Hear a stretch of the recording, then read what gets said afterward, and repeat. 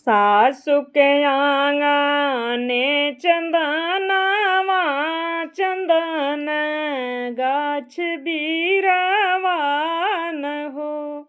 मोरी बहिनी तेहि पर बोले लकगवा त बोली या सुहावन हो।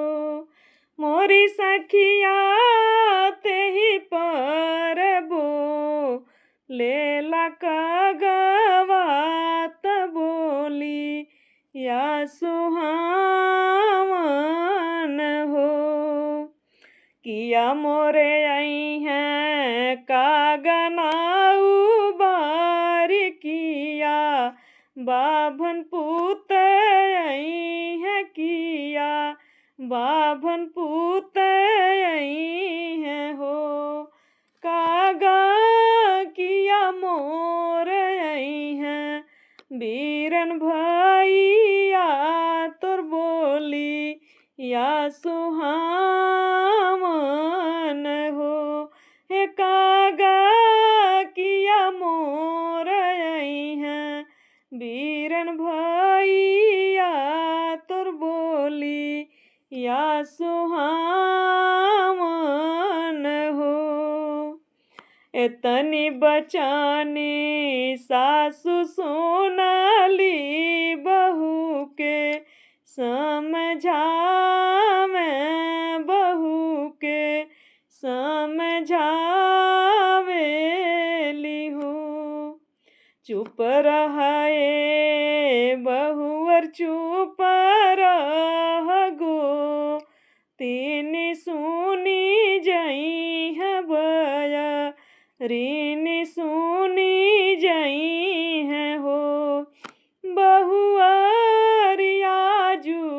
के भोरे भीनु सहरे होरिल तुहरे होई है ललन तुहरे होई है न हो।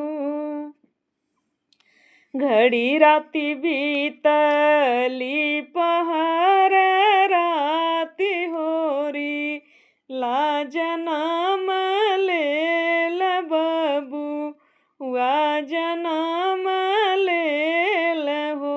मोरी बहिनी बाजे लगयाना द बधाइया महलिया उठ सोहर हो।